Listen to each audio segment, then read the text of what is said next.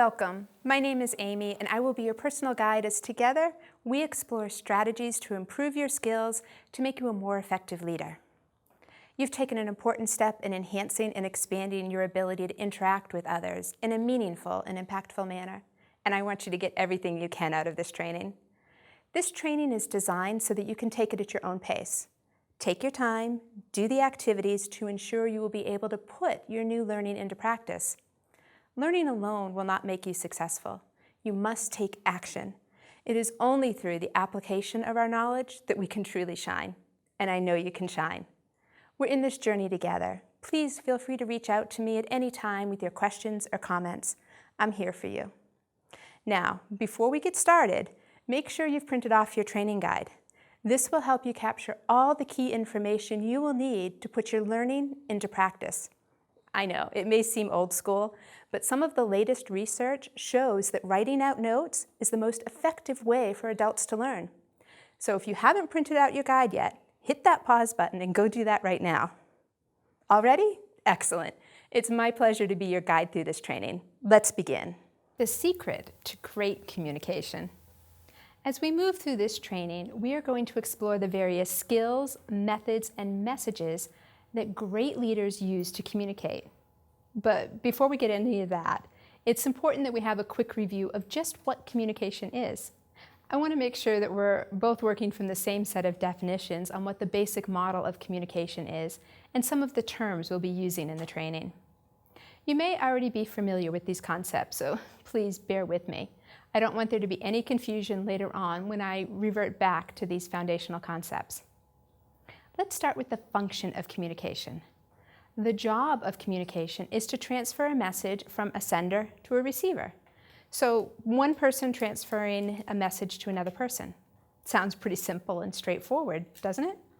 From the moment we're born, and even before we had any verbal language skills, we found a way to communicate our needs. We all communicate every day. From when we wake up until we go to sleep, we spend our day communicating with others. With all the practice we get communicating, we should all be proficient experts. So then why is it that our employers cite the need for employees to have communication skills? Recently, GMAC Corporate Recruiters surveyed nearly 1,000 employees who were recruited on business school campuses. Communication skills topped the list of skills and abilities these employers looked for in hiring new employees. Business communications used to be about how we described formal communications that occurred within an office setting. Today, it includes the transfer of messages both within the business and messages that the business sends out into the public domain. As technology has introduced more and more ways of conducting communication, many forms of communication in the business world have become less formal. Many of the tools once available to businesses or universities are now available to everyone. The line between business communication and personal communication has changed over time. The line is now defined by individual culture at each business. Business culture now dictates the communication practices. Every business has its own culture, so there can be a wide range of acceptable communication practices based on these unique cultures. The connection we need to understand is that communication is the transfer of a message between two people. Businesses want and need people who are great communicators. Great communicators are more employable, and generally speaking, the more employable you are, the more likely you are to be successful. So in a nutshell, communication equals success. Everyone I know wants to be successful. Therefore, everyone needs strong communication skills. Get ready to learn the 4 + 4 = 1 formula to great communication. 4 skills leaders need. Digging deeper into the GMAC study, employers were asked to rate and rank the proficiency level required for the 25 specific skills for a candidate to be placed into the mid-level position of their company. Of the top 5 rated skills, 4 fall within the communications category: oral communications, listening skills, written communication, and presentation skills. That means that we must be strong in all 4 of these communication skills. Yes, this is the first 4 in our 4 + 4 = 1 formula. Great leaders know how to use all 4 of these skills effectively. Oral communication is our ability to speak clearly and effectively transmit our message to our listeners. Here we need strong command of the language and be skilled in both pronunciation and enunciation so that our words are clearly understood. In addition, we must be able to vary our tone and pitch and volume to make sure it's appropriate for our audience. Direct conversation, telephone conversation, speeches, presentations, and discussions are all forms of oral communication. Of these, telephone communication and etiquette are the most frequently overlooked. At the same time, it is one of the most important because we lose the ability to monitor the nonverbal cues that help us contextualize message meaning. Oral communication is a great choice when messages are temporary, secretive, or when direct interaction is required. It allows for flexibility and spontaneity. Oral communication is frequently cited as the quickest way to develop trust between the sender and receiver because of the direct interaction involved. Listening skills. For fans of Stephen Covey and his 7 habits, think about habit 5. Seek first to understand, then be understood. Having great listening skills can help you gather more information, reduce conflict, and it goes a long way in building trust with your employees. All we have to do is treat the speaker as if they are the most important person in the room. Well, most of us have heard the term active listening. Most of us have not turned it into a habit, and we don't practice it as often as we should. So here's a quick refresher of the steps to active listening. Offer our full attention and allow the other person to think and speak. Be focused on the moment and operate from a place of respect. Keep an open mind and withhold judgment. Leaders need to be open to new ideas, new perspectives, and new possibilities. Don't assume that we understand correctly or that the speaker knows we've heard them. Mirror their emotional tone and paraphrase their key points. Ask open-ended and clarifying questions to encourage the speaker to expand their ideas. What all of this means is that we aren't multitasking, we aren't planning our response in our head, and we aren't interrupting. This is no small task. A huge part of listening is understanding nonverbal communication. Nonverbal communication is the expression of feelings, emotions, attitudes, and thoughts through body movements. Well, we tend to think just of body language. There's a lot of components to nonverbal language. Here are the highlights. Facial expressions, postures, gestures, eye contact, touch, the distance between people as they interact, the use of time and space in our wordings, variations in pitch, speed, volume, and pauses. And physical appearance always contributes to how people perceive you. More than any other mode of communication, nonverbal behavior is most closely tied to cultural norms. This leaves it open to the greatest range of interpretation and opportunities for a message to be received with an unintended meaning. Part of listening is paying attention to the nonverbal and deciphering the culture and context of the words. Written communication. Writing is the primary way business gets done, especially in today's collaborative world. When it's done well, business gets done well. And when writing is not done well, it creates a slew of business problems. Our writing ability is a key way people evaluate our intelligence, professionalism, and credibility. While good writing can be tedious, it is essential for all leaders at all levels. Written communication is a big topic as there are a lot of things that fall under it, and each requires a specific writing skill.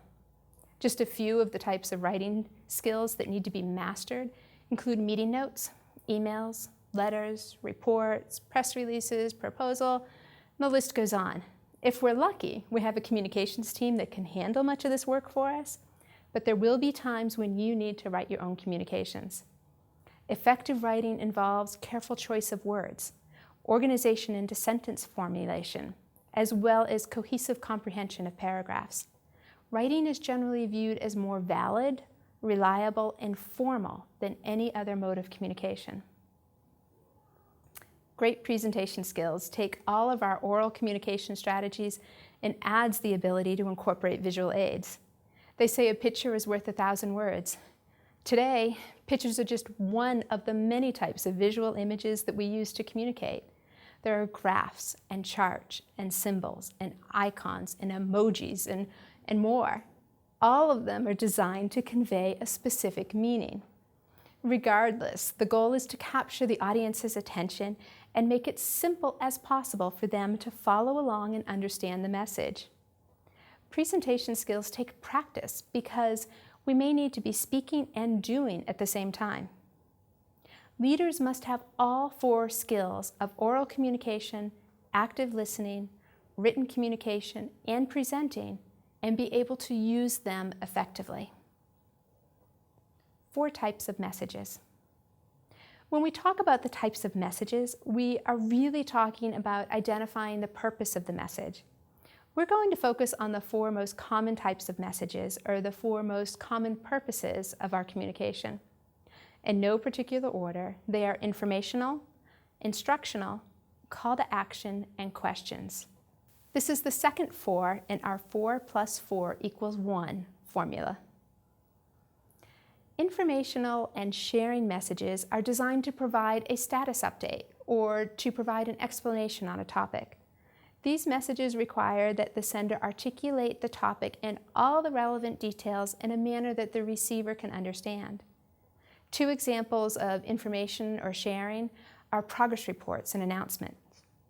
Progress reports are a way to provide the latest and greatest information on what has been accomplished on a project and what the next steps are. They may also be information about any of the challenges and how they were overcome. Announcements are typically a quick sharing of special news. This may include a new hire, the achievement of an important milestone, or an upcoming opportunity. The purpose of instructional message is to create a modification or change in another's behavior.